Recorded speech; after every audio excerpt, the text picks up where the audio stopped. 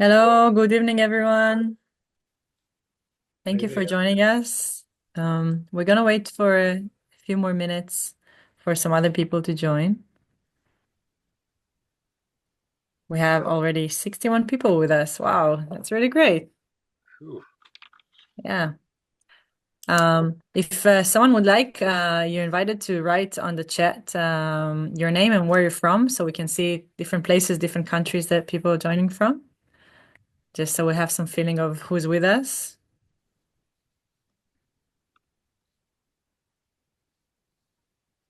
Tara from Toronto, New Mexico. Besita. Hello from Hawaii. Yes. Hey, Wendy. Tamar from Italy. From Germany. Wow, we have really many different countries. California, Vancouver, Belgium, California, New York, Frankfurt. Wow. Wow, France, Italy. Also from Israel, from Tel Aviv, Arava Institute.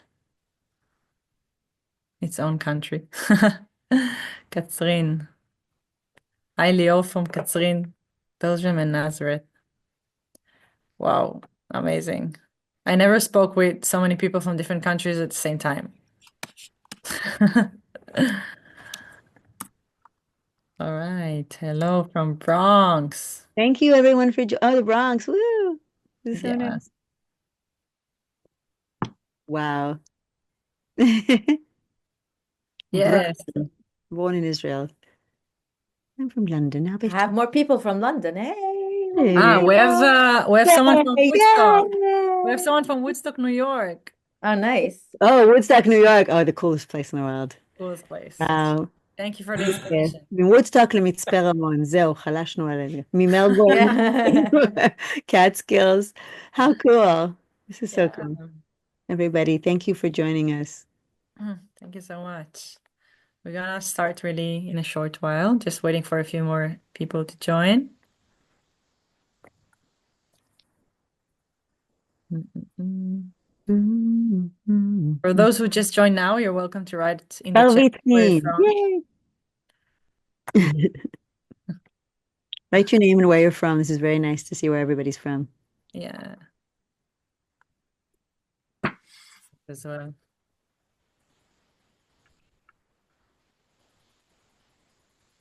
Susan from Tel From Tel Aviv. Shalom, Aviv. Susan. Hi, Susan. Hi. Avi and Pau from Mexico. Mexico. Wow. Hey. All right. Well, we have at Right. least 10 different countries in here We and at have least 10 some. different states. It's so nice. Canada. Lynn Mitchell. Canada, Women Wage Yeah, Peace. Toronto, Canada. Woman Wage Peace Canada. Yay. Hey. Hello, this is from Stan from Santa Cruz, California. Oh, hi, Hello. California. Oh, hello, Hey. from Santa Welcome. Cruz, Nice to meet California. you. You're not on mute, but you should be.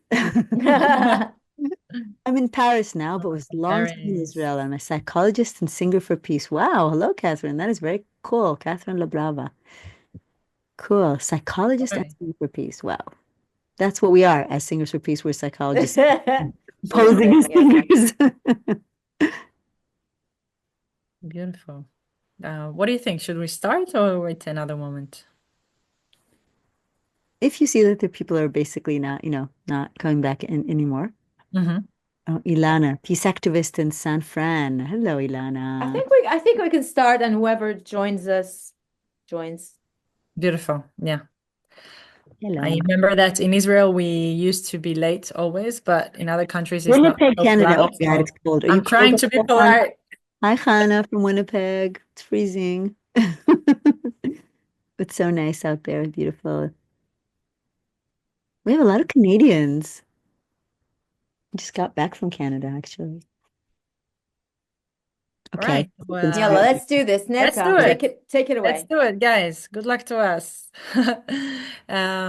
Okay, so good evening, everyone. Thank you so much for joining us tonight for this special Zoom call. My name is Neta, and I'm part of the Woodstock for Peace initiatives. I'm one of the founders of this initiative. And I just want to tell you shortly what the Woodstock is about, what our Woodstock is about. And afterwards, we're going to have a conversation with two amazing artists from Israel-Palestine who create music and music for peace, music for activism for peace together for many years. And we would hear from them about their work and what is the importance of creating music and art in addition to create change in this country, in this land, which is the idea that behind our Woodstock. So I will tell you shortly. It's quite an amazing story, but I'll try to put it in some short words. That just a few months ago, on this summer, on July, August, we gathered a group of women. Some of us came from the activism world. Some of us know more about dialogue of Israelis and Palestinians, and some other of us came from production of festivals or music events. And we came together with a deep feeling and understanding that in this dark time of the war, where we feel so much despair and fear, we really want to connect the people in this land that has still the hope and the willing for peace in their hearts. And we want to bring people who are maybe not activists yet, who are not part of organizations, that they're not part of the normal what we call the peace people, that maybe are a bit older or they're doing their work for a long time in Israel-Palestine. We want to get to the young people. We want to get to artists, to musicians, to the alternative community of this land. We want to get to people who has this part of peace in their hearts, but they haven't done the first steps yet. Because we feel that in this hard time of the war, we really need to awaken. We need to awaken the people. We need to awaken the young people to make change, to take a stand, to make impact. And for that, we need firstly to put some hope and some motivation in their hearts, and to put the mindset that it's possible, and that we have a big group of people in this land that we can do it together. So without any organization behind us and without any like structure or budget, we just started to spread the rumor about the idea to create an event that's called Woodstock for Peace, Israel-Palestine. And our idea, our vision was to gather people for 3 days in the desert for an event that will be life-changing and mindset-changing for them. And we imagine thousands of people in the desert together going through music, art, lectures, workshops, ceremonies, prayers. And we imagine that all these people will come out after this weekend. They will get back to their houses, to their homes, to their communities, and will make impact on their friends and families, and will be part of the change we want to see in this land, in this time of the war, because we have to make something different, because we cannot stand anymore the situation that we're at, and the pain and the killing and the blood that is being thrown on the ground. And this vision became reality really fast. Like, I think that at many points on the way, some of us could not believe that it's actually happening, but we spread the rumor, and in 3-4 months, we created this amazing event that is going to happen very shortly in the end of December, right after Christmas, in the first candles of Hanukkah, from the 26th to the 28th of December. And we're going to gather 2,400 people in the desert in the far south of this country. We achieved, like we succeed in convincing amazing artists, that Achinoam is one of them, to join us with very low budget, because they believe that they should bring the voice of peace with their music. And this time in this land, it's really not taken for granted for artists to make this stand and to bring this voice. They will tell you it's very challenging, it's very scary. The freedom of speech is very limited here at the moment, and the calling for artists to be part of this kind of event at this time is hard, and it's amazing that for each one of them, they're joining us. And we gathered all the big activists, the big like the people that we feel that they can teach us the most about peace in this land. We gather them together to make a full 3 days of music, workshops, lectures. We're going to have 5 different areas where we can pray and we can dream and we can learn about peace. And we're going to have all kind of musics, all kind of musicians that will send a message to the people that will be in this event. And we imagine that after these 3 days, people will come out from this event with a feeling that it's possible, with partners to the way, like people that they will look around, they will look to the right, they look to the left, and they will realize that, wow, there are more people like us. We're not just these 5 people that hiding in their homes talking about peace and everything around them is so violent. Like, oh, there's more of us and we have power and we can make a difference.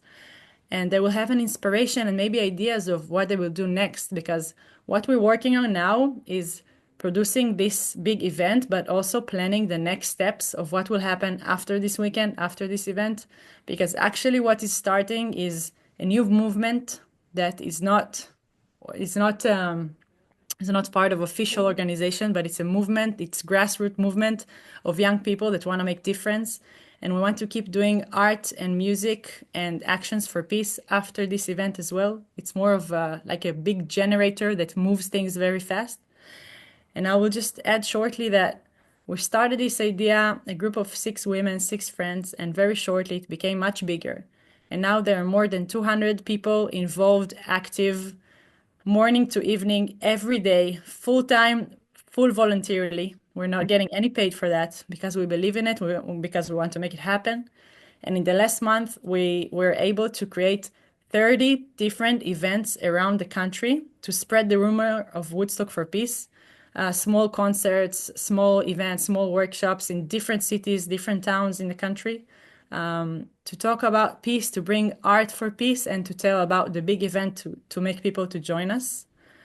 And this is how we got bigger and bigger, and this is how we're able to make this dream come true. And part of the reason we called you, we invited Wait, I you. want to clap my hands for you. Oh, thank you. Thank you, Achinoam. Yeah, it's the first time I talk in English about that, so it's a big deal for me. You're doing great. Thank you, thank you. So part of the thing to make this dream happen, we realized, of course, it costs a lot of money, and the event, as we plan it, the cost of it is 1 million shekel. And we don't have any organization behind us. Again, it's completely voluntarily and independently. And we started to gather people and to sell tickets. We started with the fundraising of like Head Start. Head Start. Yeah, we started with the Head Crowdfunding. Start, crowdfunding, exactly. And people who believed in it, they bought a ticket even before they knew exactly when or how it will be or who will join it. And we managed to collect 600,000 shekels in 40 days by people who believed in that. And then we realized, okay, we can go for it. People are behind us. We're gonna do it. And the rest of the money, we're now selling tickets to cover the costs. But we do need help because it costs a lot, and many people who want to join cannot afford a ticket that currently costs 570 shekels, which is how many dollars? Help me. It's about $140. Okay, about $140 for 3 days. It's a lot for a family that wants to come together. It's a lot. For peace activists that are not necessarily has lots of money, or young people. People are really challenged with this price, and we meet lots of people. We get a lot of messages from people who wants to be part, and they ask, "How can I get a discount? I want to help. I want to support." Also, Palestinians who wants to join and cannot afford it at the moment.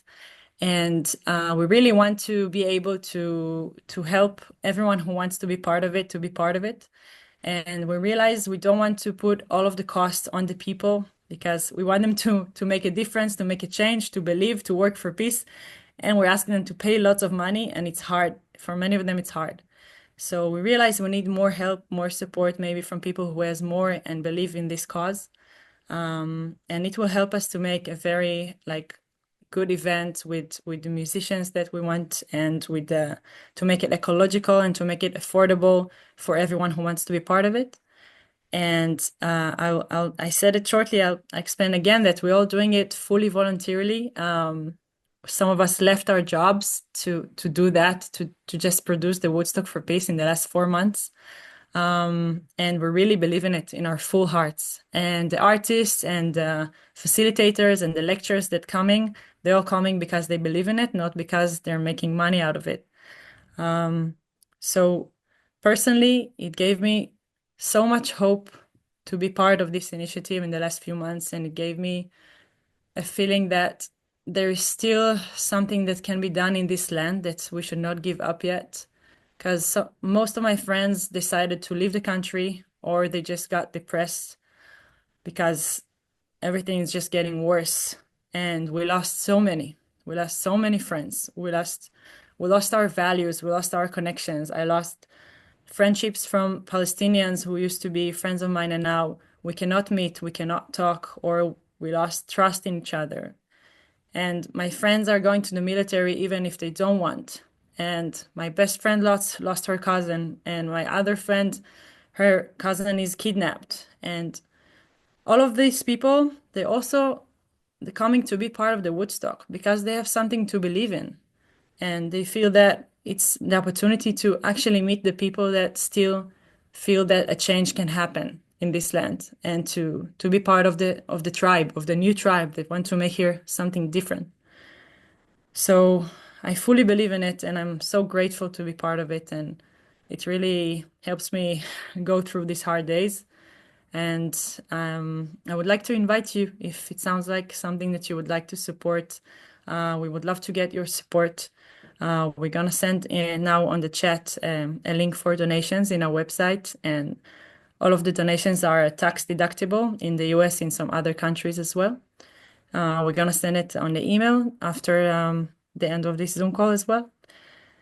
And yeah, thank you so much for coming to here and to meet us. And I will pass it on to Magen and Achinoam and Mira. And really, thank you.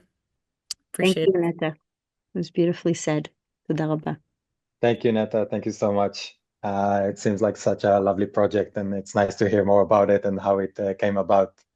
I feel like I should have been a woman. Well, you should I have. mean, maybe in general, but definitely for today.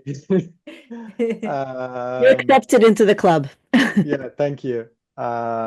Because it's, I mean, maybe I'll ask you a bit later about that, but it's nice that there's a founding membership that are all women, and now we have Mira and Noa Achinoam with us, which is amazing. Just in a sentence about myself, my name is Magen Yinon. I'm an Israeli living in London for the last 10 years. Sadly, my family has been affected by Hamas attack on October 7th. We lost our parents, and it really energized me and my brother and my sisters to pursue a different future for Israelis and Palestinians.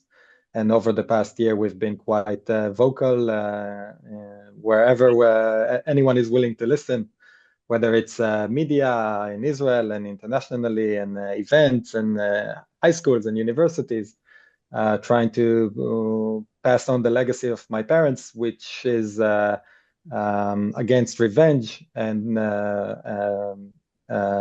in favor of human dignity and human lives beyond anything else. So thank you for the opportunity and inviting me to kind of voice that again today. But I really want the focus to be on you guys, Mira and Noam. I will just say that I had the privilege of hearing Mira and Noa Achinoam. I'm not sure in English which name to use. But I had the privilege of being at an event here in London last week, where a group of young musicians were playing in a very nice venue. And as part of that young group, Mira and Achinoam were there. And just the power of music was in the air in that evening. We had, I think, a couple hundreds people in the event, and because it was sold out, I'm sure many more would have come. But it was, for me, over this past year, I think the most say obvious example where art and music specifically was in the forefront of the, let's say, the efforts to end the war and to pursue a peaceful future. And so my first question is for Mira and Achinoam is, what do you think is the role that art should play in pursuing that future? And can you also please introduce yourself in a sentence or two? You want to go, Noa? Start? Yeah. Go ahead, sweetie. Okay. So hello, everybody. My name is Mira Awad. I'm a singer-songwriter, actress, and other things. Renaissance woman. I'm an artivist. I call myself an artivist because I've been an activist artist all my life. So everything that I've ever done with art has to do with promoting dialogue and coexistence, and nowadays a peace agreement and ceasefire. And I've been singing together with Achinoam for the last 25 years, which is a quarter of a century of an amazing collaboration where we bring our voices together to promote all the above. I'm happy to be here today. I'm very sorry that I'm not going to be at the Woodstock, but I really wanted to be here today because I really believe in this initiative, and I think it's so important. It's so beautiful. I wish I would be there. Achinoam. Yeah, beautifully said. And hi, everyone. My name is Achinoam Nini, but I'm known as Noa internationally. So we'll just go for the Noa, which is less syllables and takes less time. Yeah, I've had a long career of 34 years. From the mid-90s, my musical career has been intertwined with a lot of activism. That happened after I had the fortune and misfortune of singing in the very famous peace rally, which ended with the assassination of Prime Minister Yitzhak Rabin, who was courageous enough, together with Yasser Arafat and Shimon Peres and others, to embark on the Oslo agreements for peace. He was murdered by Yigal Amir. This was just minutes after I had myself been on that stage. That traumatized me very, very deeply, and I decided that I would also raise a voice for peace. I was aware that I would pay a price. Little did I know what was ahead of me. But I've been consistently doing this, raising a voice for peace, supporting the two-state solution, which I believe in, peace between Israelis and Palestinians, human rights, equal opportunities, all of that stuff.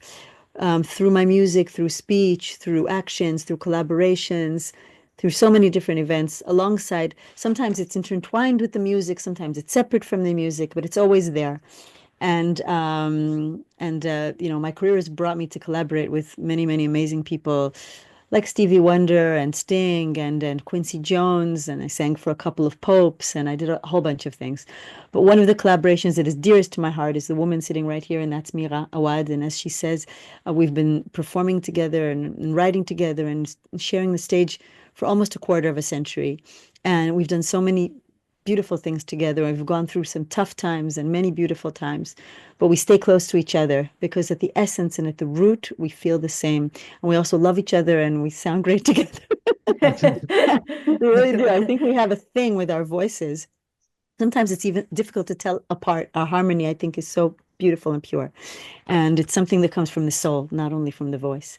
So yeah, as Magen said, we had this great opportunity in London just a few days ago, but we've done many such things. We've raised money actually we did a beautiful concert in Berlin with the Berlin Philharmonic and classical musicians from around the world, just after, I think it was a month after October 7th, or a month and a half, and sold out concert in Berlin. We were the only non-classical musicians there, but we got the whole audience to sing together one of Mira's songs, Think of Others, If Only I Could Be a Candle in the Dark. And we do this against all odds. And people here have written in their chat and Netta herself said that sometimes relationships, have been strained between Israelis and Palestinians after October 7th. I have a very, very dear friend, a Palestinian musician that I worked with so many years in Italy that has stopped talking to me. I'm very, very sad about that. I hope that we will be able to come back to a relationship like we should be in. But Mira and I have sort of decided that, and I think this also connects to your question, Magen, and I'll sort of answer it too.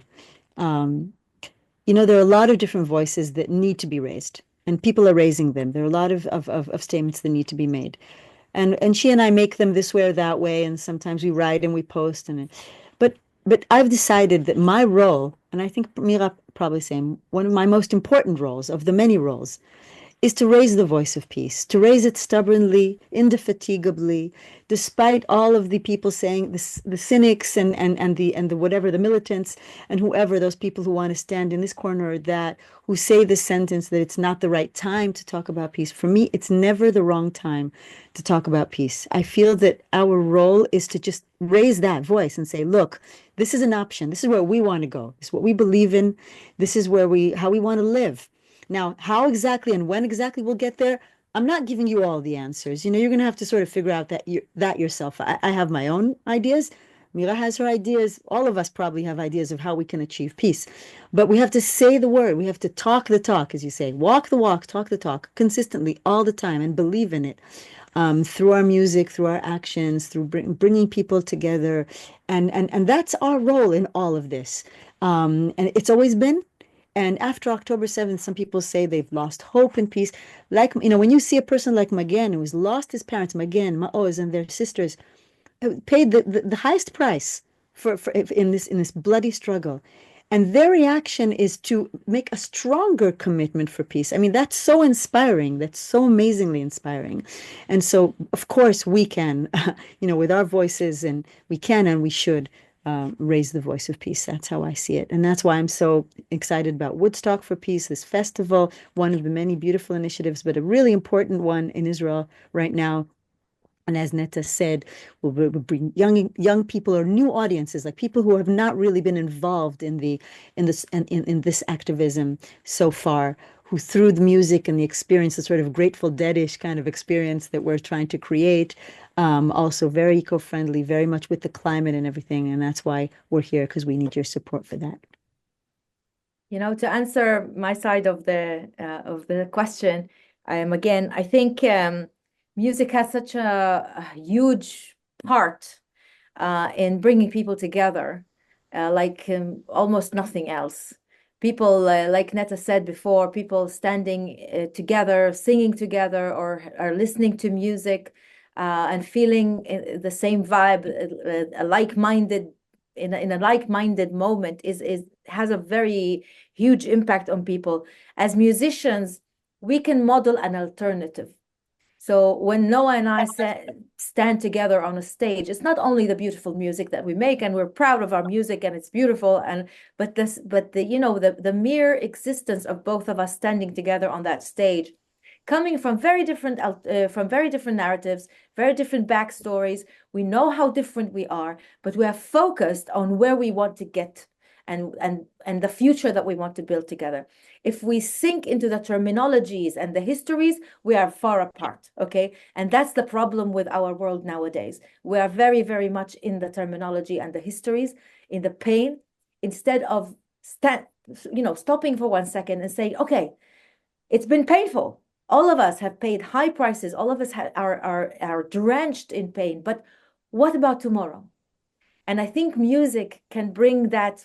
We model that kind of alternative, saying, okay, we can, rise above things, and we can rise again, like another song that we sang on Tuesday together. We can rise again, and music, I think, can bring that, has that effect on people, and has that job, in my opinion. Then the other thing is, we're seeing debates. We're all seeing what's happening on social media, on the media, with politicians in the Knesset, in parliaments, all these the polarization and the very harsh words. And I think music can shoot straight to the heart, instead of struggling with words and with trying to convince people and change their minds. I don't want to change your mind. I just want to bring you to a place to see that we are eventually the same. We belong to the same blood and flesh, and we have to have solidarity with each other. And that's another point where music comes and can serve a very big job. And another point that both of us make a lot, which is important to say, is the humanization, as we say, because one of the great tools of the war is dehumanization. Yeah. But an easy way to convince people to kill each other is to dehumanize them. We've seen that throughout history, and we are rehumanizing. That is what music does. Music and art rehumanizes people. It reminds us how much we have in common, where we can cry and laugh together, pray together, be alternative, be crazy together, take off our clothes, and do right. Yeah. I mean, I'd rather do that with people than to think about all that separates us and what reasons I could have to be antagonistic towards them. And Woodstock in the 60s tried to do that. They really, the flower children, this beautiful concept of love. But I think today, and I heard a friend say this today, that the mistake of the 60s in the past and Woodstock was that it was love and peace without responsibility. And right now, it's love and peace with responsibility. And that responsibility is, what do we do with these beautiful emotions? Where are we taking them? What is the call to action? And that I liked what Netta said. There is a call to action. We don't just have a festival. We then think how we can create a community, how we can drive forward this idea in order to really bring Israel and Palestine to the place that they need to be.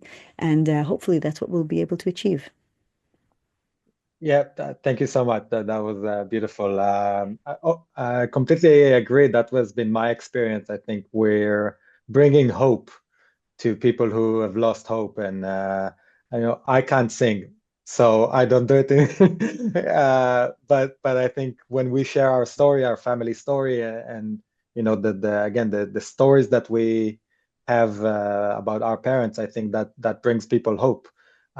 So I wonder if you can share a story that brought up that inspiration of, maybe you were down due to the conflict, but maybe other reasons, and maybe you can share a story of something that sparked that feeling of hope in you.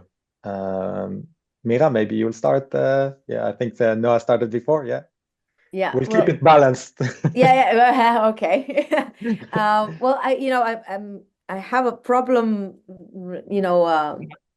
conjuring a specific moment in time, but I think every time that we're on stage, especially together, we have big careers separately, me and Noah, but I think especially when we are together on stage, every time we see that response, the response in people who come into the room in one shape and leave in a completely transformed shape. They come in, like you said, without hope, despaired of what's happening, feeling that there's like, what can we do? This is it. And we're doomed to live like this. And then they see two singers completely, not because we're blind to the reality, not because we don't see the horrific things that are happening, not because of ignorance or simplicity of mind, but because we know how hard it is, and because we persist and we insist on doing this together in harmony, despite everything, despite, like Noah said, despite the heavy prices paid throughout the very, very long careers of both of us, despite accusations of all sorts from all sides, despite criticism, despite sometimes demonstrations, standing outside the door. And Magen, even me and you, we've experienced people banging on doors of university halls where we were speaking to students, and other students didn't want us to speak there because they didn't like the messages. So despite everything, standing there and persisting and really carrying a message of, there is no other way. And we have a song that says there must be another way, because there is no other way. We have to do this together. We cannot do this separately. We cannot turn a blind eye to the other side and say, I'm going to only take care of my side, and somehow I'm going to achieve prosperity and peace for my side. There is no way. We have to do it together. There is no way for the Palestinians and Israelis to feel safe or secure or happy in their own places without collaborating with the other side. And so I don't really have a story, but it's really the effect of transformation that happens in that room after 1 hour of music, after 1 hour of us sharing stories and telling people everything that we go through. I see it every day. I want to say that I remember one specific moment, Mira, if you remember, that we were invited to do a Zoom together. I think it was Giacomo that invited us, the Italian guy that we're Yeah. actually doing a song with now. And I remember it was the first time I saw you after October 7th. I mean, I didn't see you in person. We saw you in Zoom. But do you remember that moment? We were so emotional, both of us. Yes. Really, we were so emotional. We had tears in our eyes. It was like True. I felt that I which wanted to, in Hebrew, we say lipol al tzavarech, I Yeah. wanted to fall on your neck and hug you and I Embraced.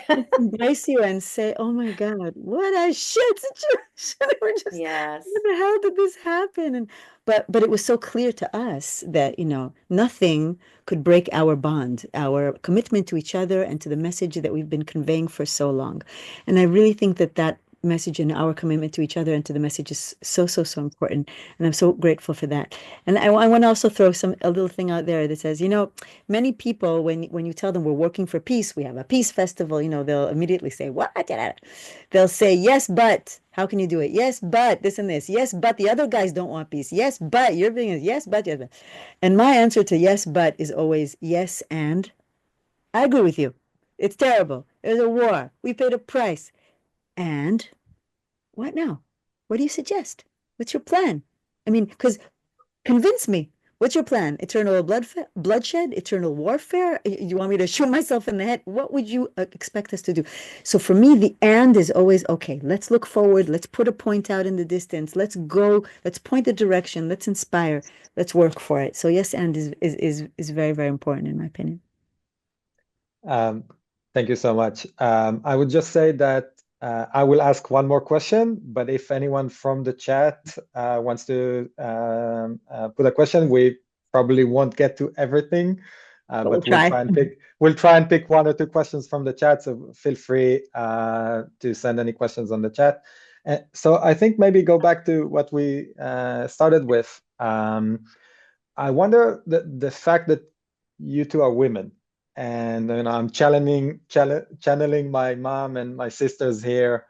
I know it was part of their daily lives and activity to be big F feminist. And I wonder, we look at I read the newspapers. There are no women leaders on either side. That would explain it, wouldn't it, darling? So I wonder how, and then we see this initiative, 6 women founders, and the 2 of you are now here in the Zoom. And so I wonder how much that is part of your activism and part of your worldview and your thinking. I'd like to say, well, first of all, before I answer that, again, I would like to say first that Woodstock, I would like to remind people that there's a link in the chat where they can support Woodstock for whoever has joined now. Second, and Limor just sent it again. Thank you, Limor. Second, I would like to say that one of the acts, actually the same night that I'm going to be performing on the 26th, is your very own brother, Maoz, who's going to be on stage with a musician. So he's going to be talking and there's going to be a musician. It'll be a very interesting collaboration between someone speaking and... I'm trying to convince him not to sing, but sometimes Is he going to sing? I might just leave before then. I'm just kidding. But yeah, Maoz is like fabulous. I love him. The second, and I also want to say that Maoz, your brother, said the most beautiful thing in the whole world in an event that I was doing together with him, and I'd like to make sure that it is resonated here in this Zoom, and that he said that you and your family, that's why I just so deeply admire you. You and your family had chosen to forgive everyone, from the murderers to the government to the everyone. You've chosen to forgive because, and this was the beautiful words he said, because forgiveness is freedom. And I heard him say that, and I couldn't not, like, my tears swelled, which was bad news because I was full of makeup and I had to sing. But my tears swelled in my eyes. Said, "Isn't that true? Forgiveness is freedom." And that connects to what you said about women. I think women are better at forgiving. They just are. We have that more naturally than men do. And I think that right now it's our turn. I think women should understand that it is our turn. We have to take over the world. I know that sounds a little apocalyptic and but yeah, women have to take over the world right now. We just have to say, guys, thank you. You've made a big mess. All right. We've tried it your way. It's not working and it never worked and it's not working now. You're smart. You have a lot to contribute to society. Good. We love you. We need you for many things. But I think women should now come to the forefront and say we have to now take control of things and move things forward in our way, which has to do with creativity, with communication, with forgiveness, with life giving, with life nurturing, with oneness, with understanding all people and with all people and all creatures. Oops. Um, I see some messages that I don't understand, but I hope everything's okay. Anyway, so I think that women, yes, definitely have a very, very important role to play right now. Well, I think Achinoam, Achinoam said it all, but I really do feel that women initiatives right now are leading the way, another way, in showing an alternative, and we do need that alternative because like we say, we've said it in concerts, we've done it this way for so long. And we've seen how this way, the way of conflict and of retaliation over retaliation, we've seen where it brought us. It brought us to October 7th. It brought us to 40,000 people dead in Gaza.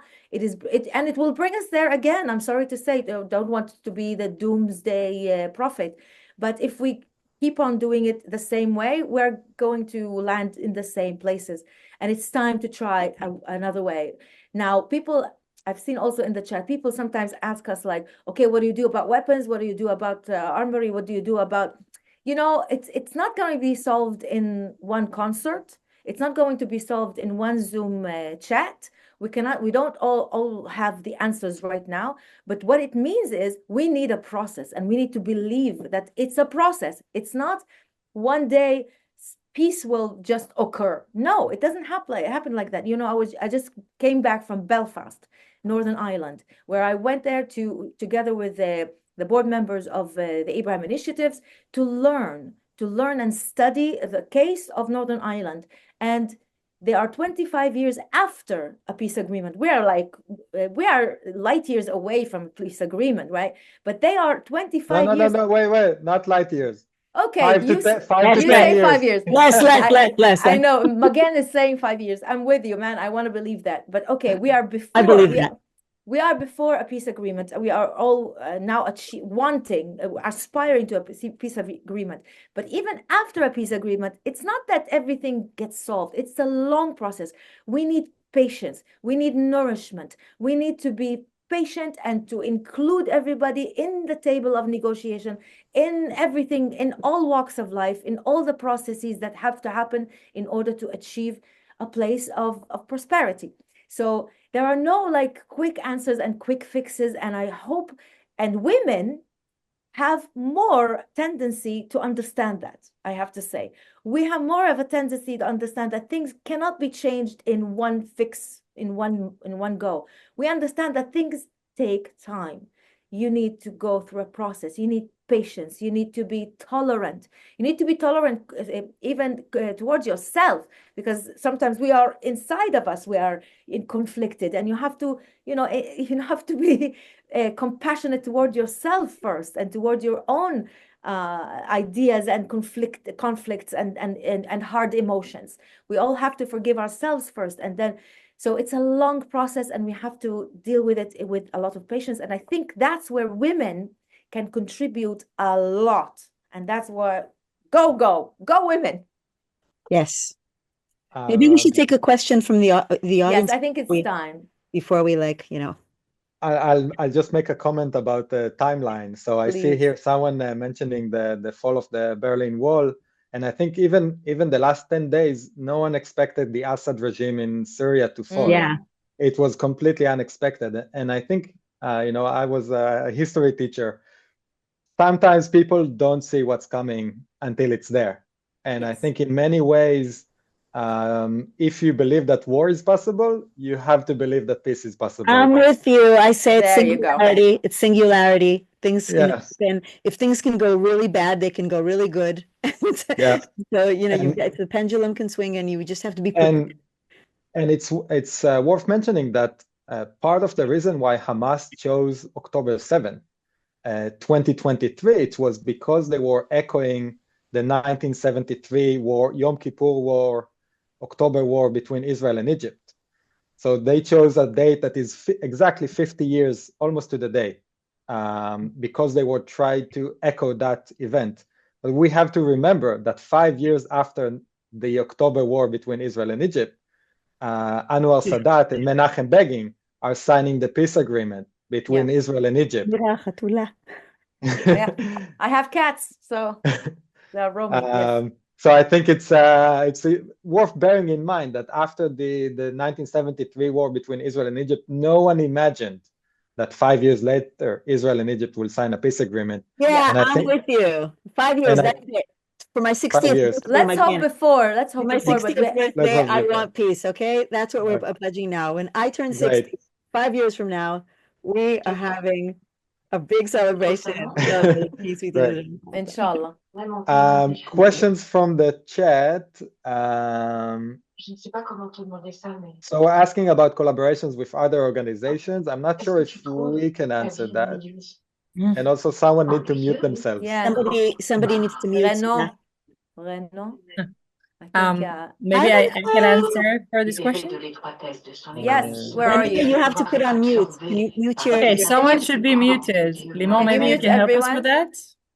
Renaud, you see, he's up there. Yeah. Okay. Renaud, can you hit the mute? Thank you. Ah, merci, mon ami. Hello, Renaud. So Okay, Netta, who's going to answer that? The collaborations with the yeah, other... sure. So someone is asking if we collaborate with Standing Together, right? So I will say specifically about Standing Together Israel. It's an amazing movement, and they help us with the bureaucracy. They're like the bureaucrat organization that we can work with because we're not an organization and we need some official things. They help us with that. With much love and oh, we still have. We're back with the French, some French thing in the background. So Netta or Limor, you can mute everyone, and then only the speaker will unmute themselves. Yeah. Oh, my camera is not working, huh? No, it's not, Netta. You don't see me. I'm sorry. It's a problem in my computer. So I'll just say briefly that we create collaborations with organizations in Israel-Palestine, and we work together with them. We don't get financial support because I think all organizations are having a hard time at the moment. But we do things together. And part of the plan of Saturday, like the last day of Woodstock for Peace, is to have a platform where other organizations come and they share their stories and their strategies, and they give inspiration to our participants to what we can do next and who we can join and collaborate with. Because the idea is really call for action and getting with actual actions that will happen after this event. So I just want to say that on one hand, we bring, and I'm sorry you cannot see me, it's my camera. On the one hand, we bring lots of artists and music, and we want to have this art in the front. But on the other hand, we're really creating content that will help people to take actions afterwards and make change in this land. So these two things are happening together in this event, and this is why it's so meaningful and special, in my opinion. Great. Toda rabba, Netta. Okay, thank you, Netta. And I had some time to go over the chat, so I have a question from the chat. Thank you, Jacob. So he's asking, can you share a time where art or music helped someone come to a new understanding that at the surface level didn't seem very likely? So when you've managed to reach someone who's like an unusual suspect.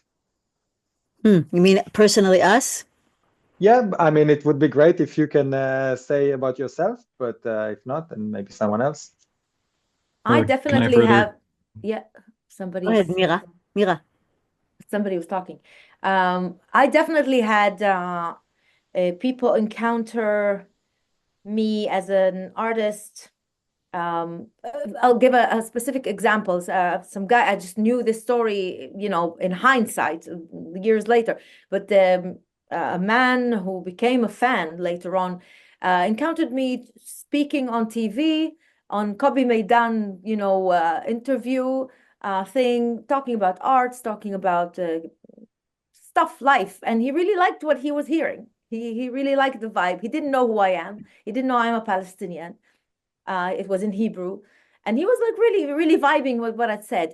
But by the end of the interview, suddenly he realized that I'm a Palestinian Israeli and not a regular Israeli, and he got intrigued. Okay, who's this woman? And got to Google and Googled the who I am, what I was doing, heard the music, came to a concert, and little by little became a fan.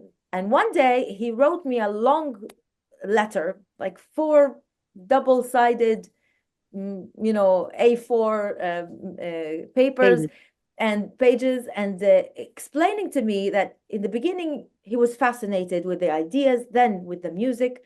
He was hearing it because his family is very right-wing. They always hated Arabs. They hated the Arabic language, so he couldn't hear the music at home. But then little by little, after a year, he wasn't as shy as he was about the music. So he's putting it on, in the house, and his mother started hearing me, and his brother started hearing me, and they started not hating Arabs so much. And then this guy went and studied Arabic, and now he speaks perfect Arabic.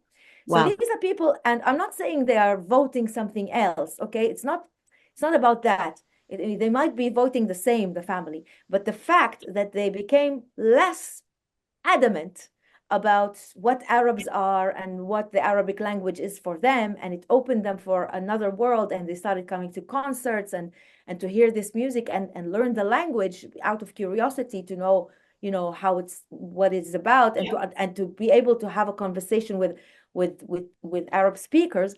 I think, and this is one example, and there are many examples. People change. And again, it doesn't happen in 1 second. It doesn't happen because of a song. It doesn't happen because of one concert. It happens because you open a window. You open a window for them. And it's their choice to look through the window or to close it back shut again. Okay. They can shut it back again and choose not to take a look. But if you open that window because you come with all your compassion and you're willing to communicate, you open the window and they peek inside and they maybe want to look at more. They open a door and maybe they walk through the door and maybe you can have a conversation with them. And of course, it is not, again, music does not solve problems. It does not solve the problems of the world, but it can open that window. I love that. Thank you. Amazing. Noa, do you want to share? No, we don't have to. Let's go to another question. Okay, so let me see if the other questions. And thank you to everybody who's commenting and writing. We're not reading everything right now, but maybe we can read it later.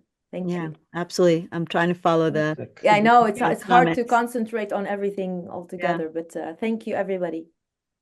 Okay. Let me see. Okay, so everybody, first of all, everybody in the chat is very inspired by the two of you. So I think even that, if you're asking about change, I think from my experience over this past year, and again, the reality is very bleak. And I think creating those spaces for people that share our values, but don't have a space to come together and be with other people who share the same values, even that is incredibly important. So I'm not sure when Mira and me and Hamza go and speak in university, I'm not sure we should aim to change the minds of the most extreme protesters. It's enough that we create a space for people who are in the vast majority who don't want to be extreme on either side, but they don't have anywhere else to go. And so I think if we're able to create those spaces for them, and it sounds like this, the Woodstock piece, Woodstock, is exactly that kind of experience. So I think sometimes we kind of get stuck with trying to convince the most difficult cases, but actually maybe we can just mute them and share spaces with people with values that are similar to ours. Neta, do you want to answer about the opportunities for conversations, discussion circles in festival? Yeah, sure. Hi, do you see me now? Yes, Yeah. there you are. Yes. Okay, beautiful. So someone asked if there will be like talking circles or with the facilitators during the festival where people can share. So the answer is yes. We have a lot of content, and part of it is sharing circles and places where people can share their experiences from the last year, how it affected them, and to find some common ground and understanding between them. I will say that we try to take it gently, with the thinking of, for many people it will be the first time to be in a peace event or to talk about peace. Many people coming from with different traumas from this war.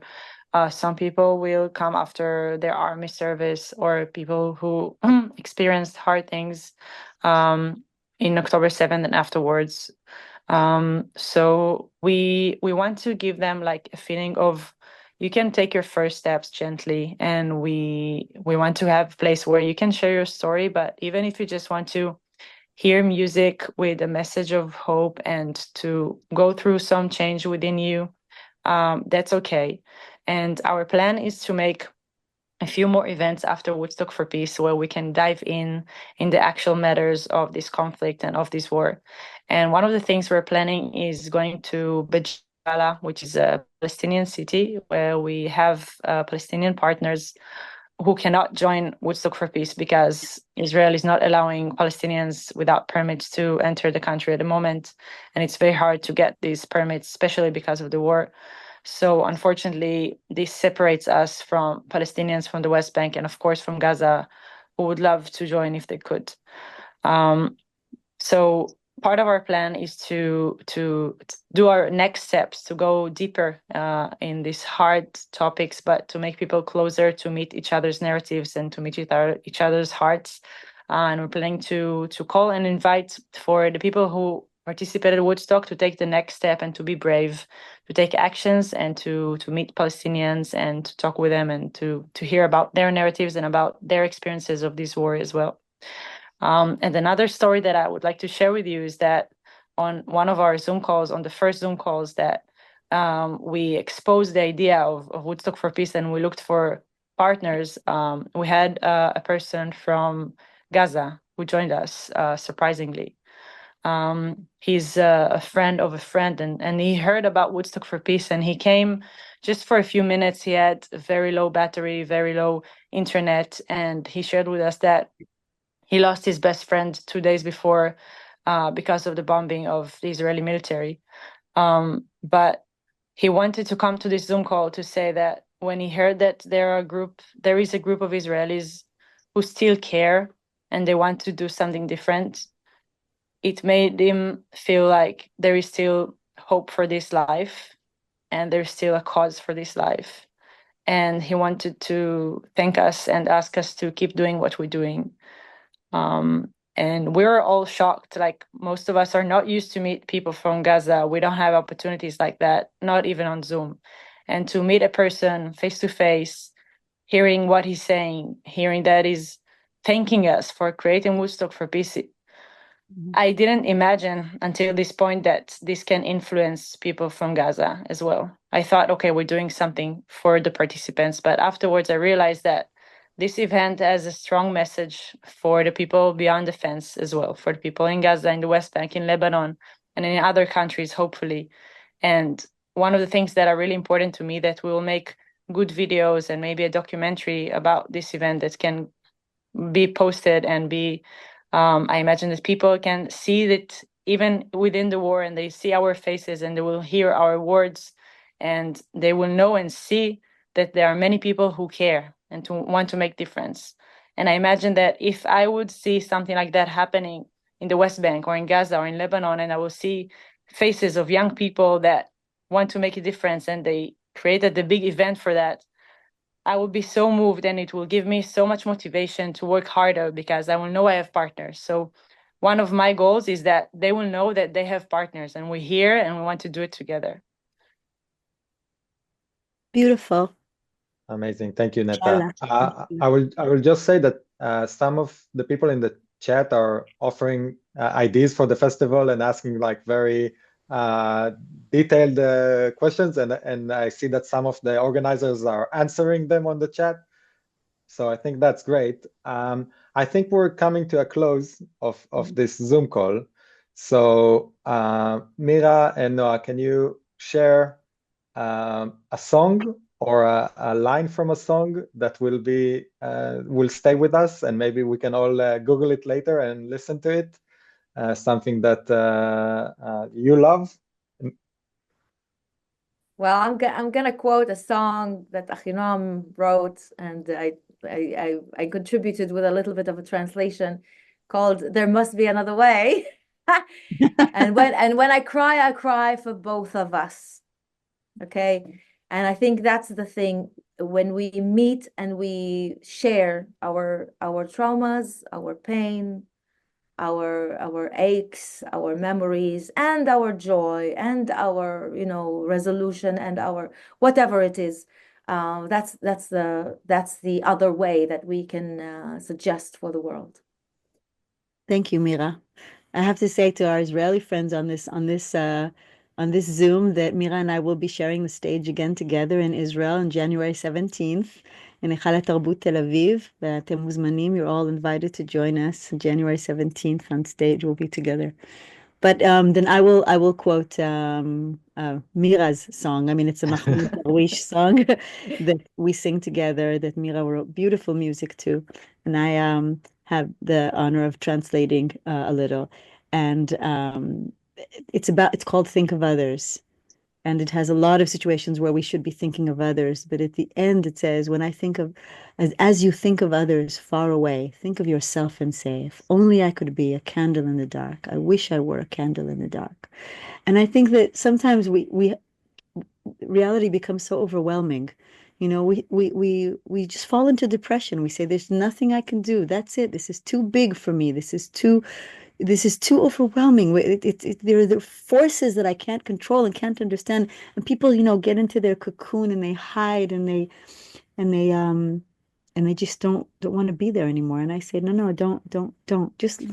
Even if you have a tiny little candle, just light your little candle and walk with your little candle bravely in the dark.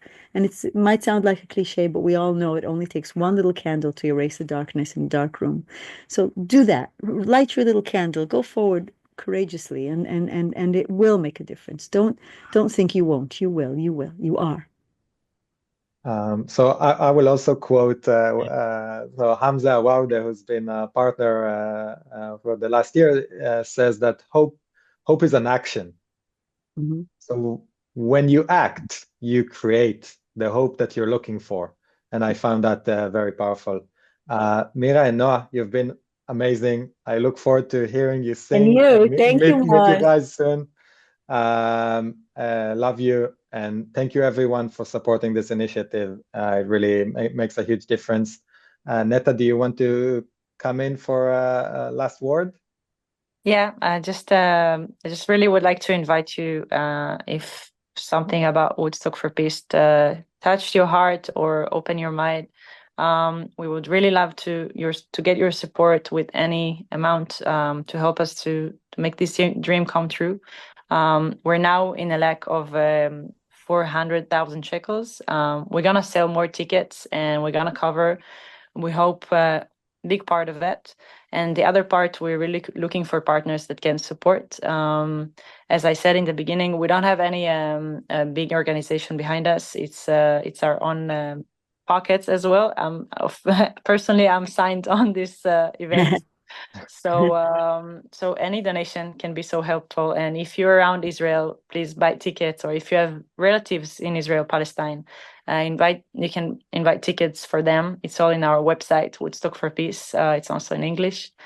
And really, thank you for believing in us, and thank you Achinoam and Mira and Magen for doing this voluntarily evening with us as well. You're amazing partners. And Achinoam, I'm looking forward for your concert on Woodstock as well. Yeah, me too. Shalom, everybody. Salam and shalom. Thank you Have so a much. Bye-bye, great night, everyone. Good guys. night. Thank you Well, for good night. everything. Bye.